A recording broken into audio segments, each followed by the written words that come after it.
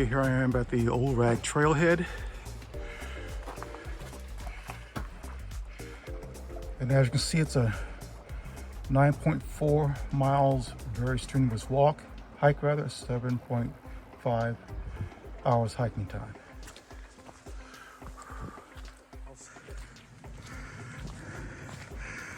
As you can see here, the trail so far is quite muddy. We've had some snow last few days. And as you can see here, a little bit of snow accumulation still left on the ground. Okay, I came from that way, still going up.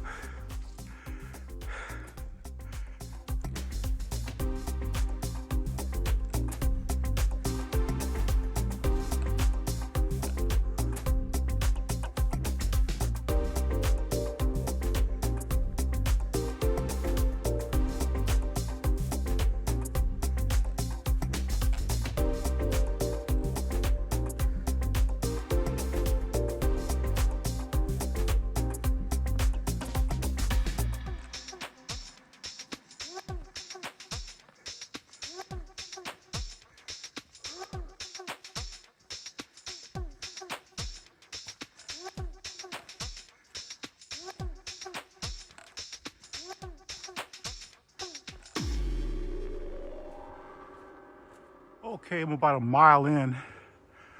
Another 8 miles to go, but I doubt if I get that far because what I'm hearing is that people are going about 2 miles in and they're turning around because they say the conditions are unfavorable, icy. But by the time I get there, it might be different because it is warming up right now. So we'll see once I get there.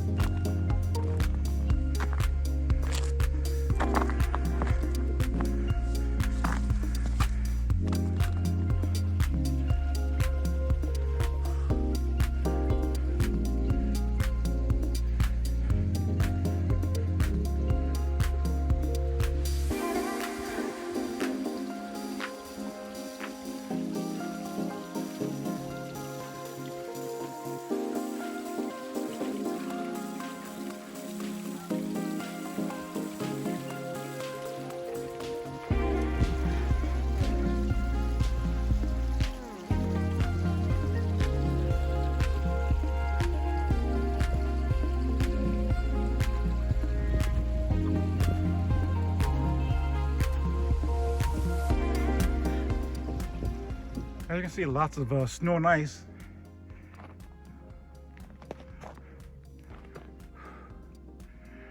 I'm making a little bit of progress. I came from that direction. These trekking poles definitely help with the spikes at the end of them. A lot of folks are going up halfway point and they're turning around because it's just too treacherous, they say. I'll do the same. I just want to see for myself. And plus, it's a hike. Taking a break. Trying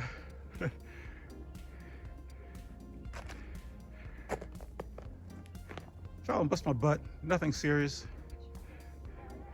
Lots of ice, very slippery.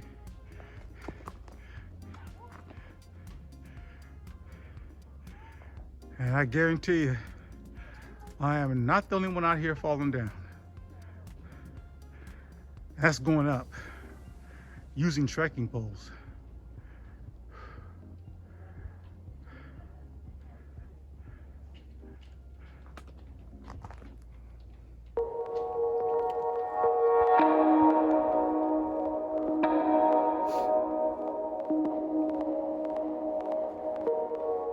Let's go.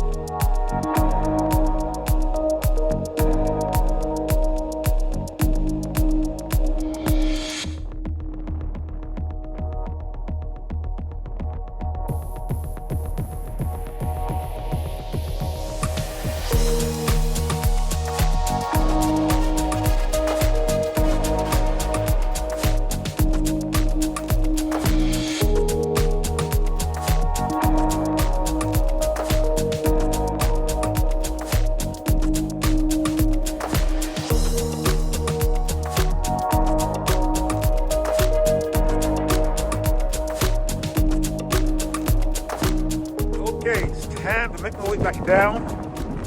It's about 1:45.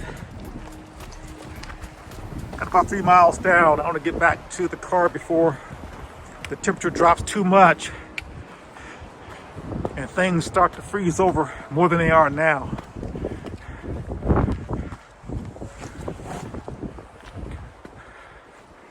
I'll come back on another day or another season when it's not so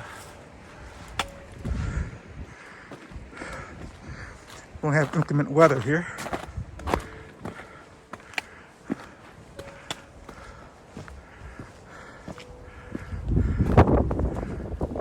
Okay, I've come somewhat down off the summit on the lower elevations. It's less ice and snow on the trail, but there's still some slick spots.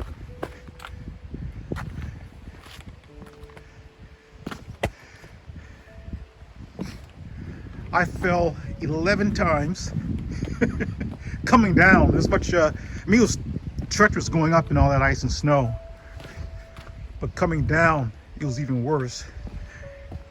And I counted 11, yeah, I fell 11 times.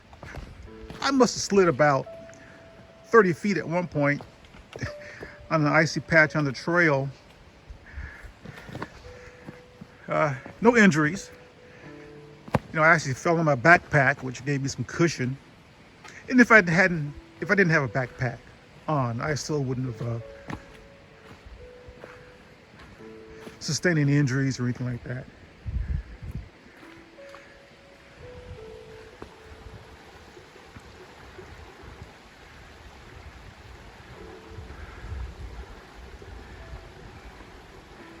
Even with all the snow, it's still very beautiful. I was surprised there was a lot of people on the trail today having the same problems with sliding and falling and getting dirty, getting muddy.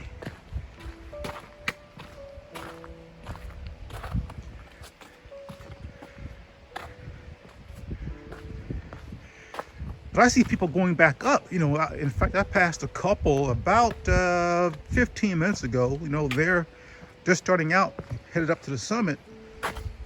And I'm thinking they're going to have a heck of a time coming back down, because on the way down, it's going to be dark. Or starting to get dark, and the temperatures are going to drop. And this stuff right here, in fact, this stuff right here is going to become ice. And what's up there already at the top, it's already ice. I mean, it's pretty bad up there. There's no way you could go through the scrambles up there. It was just too icy, too dangerous. The best anyone could do really was to get up to the summit, enjoy the view, and then turn around and head back down. I'll come back probably in the spring and do the entire 9-mile loop. This is not bad either, because this is out and back, so we're talking about 3 miles out and 3 miles back to the trailhead. So this hike, all in total, is about 6 miles.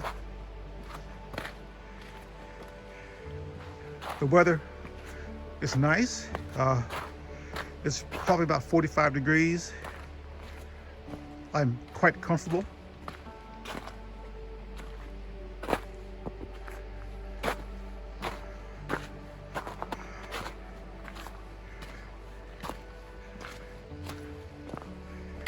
But I'll definitely do this hike again. I'll definitely do Old Rag Mountain again. On a day, on a very early day in the spring. I want to be one of the first ones out here.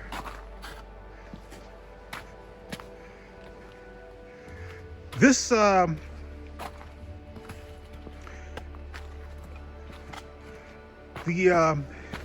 I'm sorry, this is the Old Rag Mountain.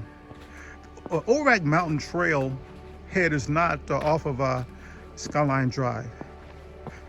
So you're gonna have to use Google Maps or whatever application that you use to get you here. Two decent sized parking lots, in my opinion. I got here about what, 9:45, I think it was 9:45, maybe 10, and there are a lot of cars already in the parking lot.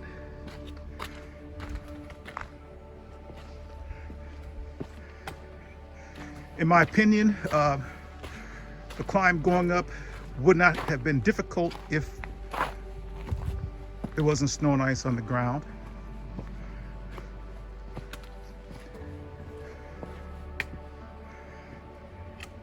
I do know that this hike is rated difficult if you do the entire loop, because you'll be going through some rock scrambles.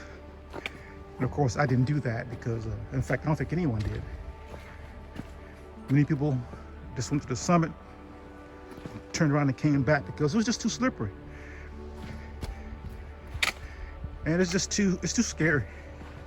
If you make a misstep and you slide, man, that could be, how can I say, cancel Christmas? So it's just not worth the risk.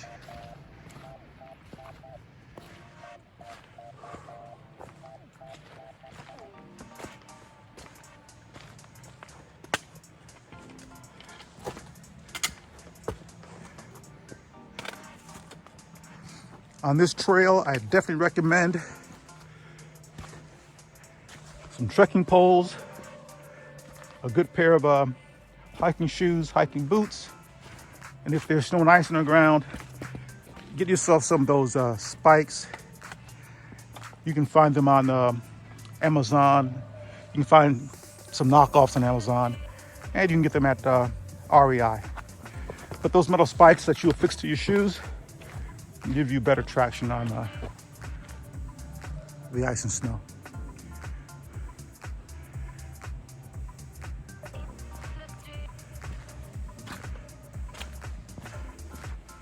The trail is very well maintained and marked.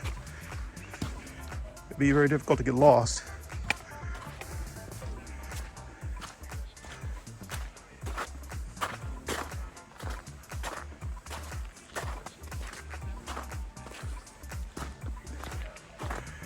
But I appreciate and I really enjoy just the workout, just being outdoors.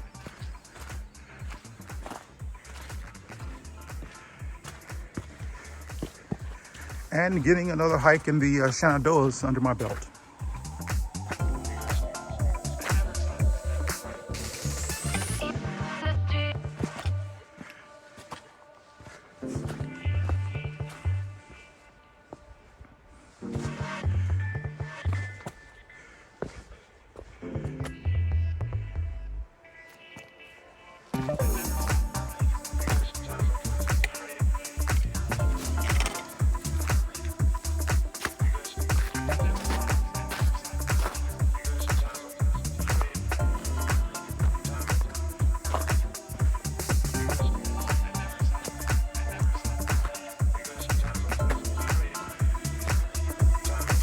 There's no way I could hold a camera going up and coming down at the higher elevations because there's just too much ice and snow. I need both my hands to maintain my equilibrium. And in spite of all that, I still fell 11 times. And I was being very careful. It took all my concentration, every ounce of it, to try not to fall.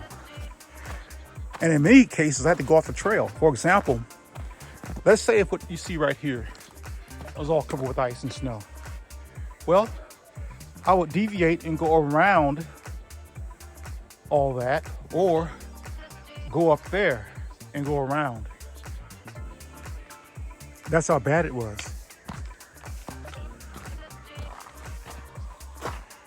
One lady, I thought it was interesting because we were talking for a while there, and she said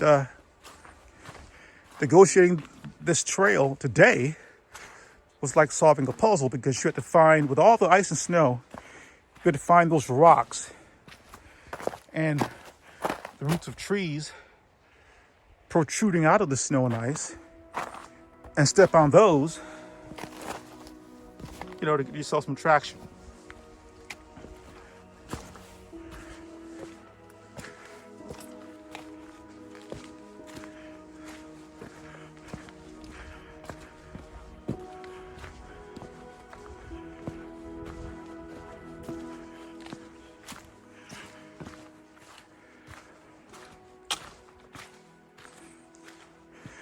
Someone had left a comment in on one of my videos. I guess right now is just as good a time as any to respond. And the question basically was to talk more on my hikes and place a list of the gear that I use on my day hikes. Yeah, I have planned on doing that only after I've gotten more experience out here. Because I certainly don't want to be narrating a video, and I'm a novice at this. Of course, I'm gaining more experience, and I feel a whole lot more confident coming out here, and I know where I'm going for the most part. I know how to read the blazes and my All Trails app and other things. And the best I can do right now is to I can leave a list of the gear that I use that I have already accumulated. Now, please understand that my desire is to spend more time out here camping, doing one-nighters, two-nighters, three-nighters, some section hikes. I would like to try the Virginia Triple Crown. There's a 35-mile Shenandoah loop that I would like to do. So I don't have all my gear. I don't have a tent yet. I have a list of what I want to purchase because I'm researching, the best tents and the best sleeping pads and the best sleeping bags, given the weather conditions. My stove, and other items that I'll need out here if I just decide to do camping. And of course, I'm going to do that. When I set my mind to do something, I usually follow up on it and I do it. So right now, I don't have all of my gear, but I can place in the description of this video, and I'll add it to the other videos, the backpack that I use on my day hikes and what I put in it. And then as I gain more experience out here and I start doing, say, a one-nighter or two-nighter, three-nighters, and you'll get an opportunity to see a different backpack, for that type of venture, the tent, and all the other gear that I'll have in that backpack. And of course, I'd like to show setting up my tent. Of course, I practice all this at home first, setting up my tent, staking it down and everything. And you can watch me prepare meals. And I've come across some really cool meals that I can prepare out in the trail that are quick, easy, not a whole lot of drama, but they're satisfying and healthy meals that don't cost a lot of money. They don't weigh down your backpack. And so all those things I want to vlog. And you will see me out there at night in the tent, listening to all the sounds out here in the night, taking you along with me. Now, I don't think anyone really knows when the health crisis, this pandemic, is going to last. I'm under the strong opinion that it's going to be around for a very, very long time. Like the flu, it comes every year. I think this is going to be worse. I think that this virus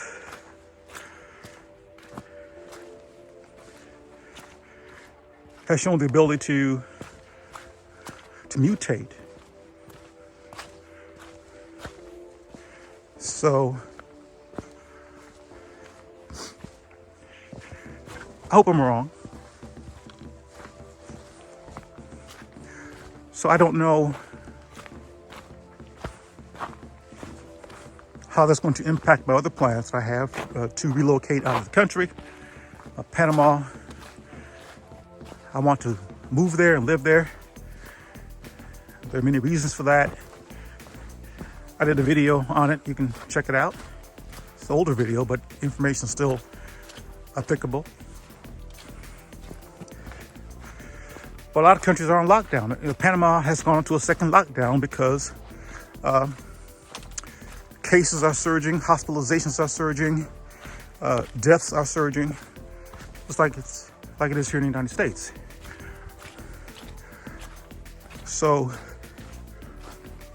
I don't know what 2021 is going to bring. I don't know what 2022 is going to bring. No one knows. But in the interim, what I can do is enjoy this beautiful park. And if I see that the Panamanian government is going to impose stricter restrictions with their lockdowns and everything, then what I'm going to do is that I'm going to just do lots of camping, and in the spring and going into the summer months, embark on a road trip across the country, check out some other national parks, and spend time in those. But I am definitely not going to sit in the house. That is not going to happen. That's just not me. So I find getting out here, it's good for you.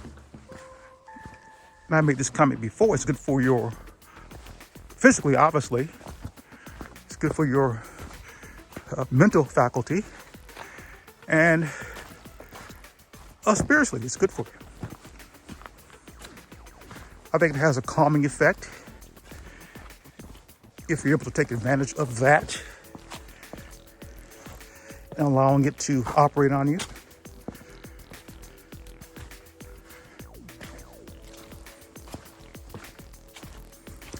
I believe in eating right.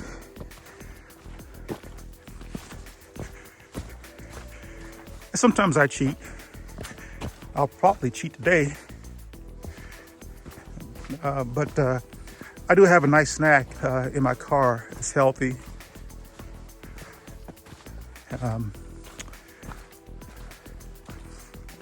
But it's about enjoying your life the best that you can, given your circumstances. All of our circumstances are different. Everyone aren't in the position to do this. They have other responsibilities with jobs, children, worrying about where the next rent payment, mortgage payment is going to come from because they've lost a job or they've been furloughed. It's tough out there. I know.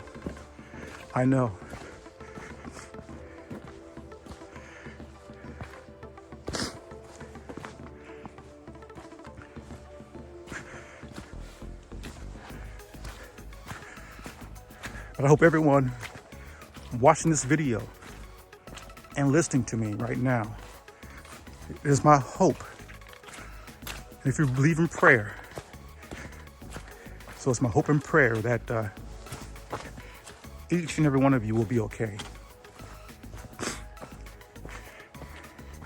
And those attached to you, your loved ones and your friends.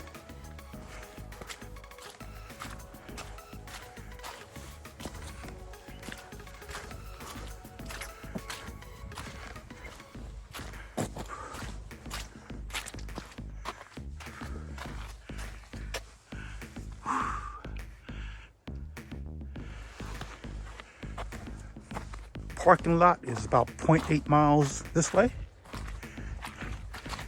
Very muddy.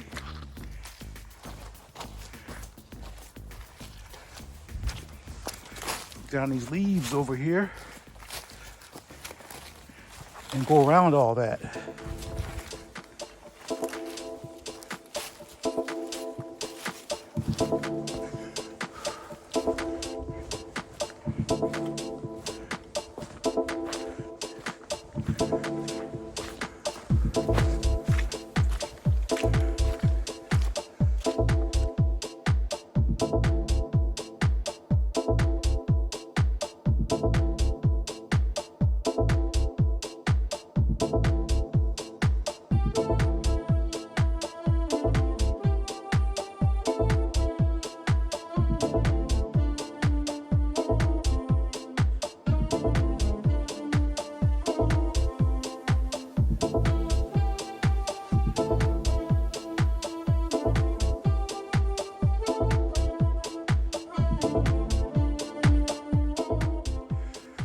Well, here's the parking lot trailhead.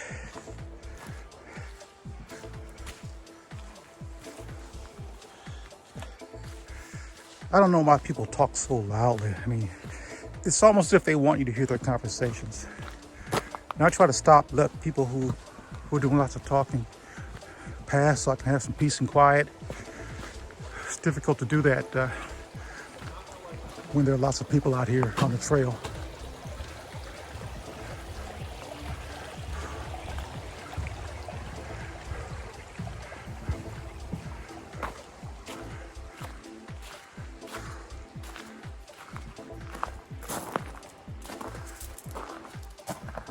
So here it is. I started here and I went up along here, got to Old Rag Summit, and that's as far as I could take it. Beyond that, it was just too risky. Turned around and came back. Next time, when the weather is favorable, probably in the spring, I'll do the entire loop. I'll punch through Old Rag Summit, go to Bird's Nest One Shelter, get on the Saddle Trail, go to the Old Rag Shelter. I'll pass that rather. Then come on down here and back to the trailhead. At any rate, this was a very rewarding hike. I'm glad I did it.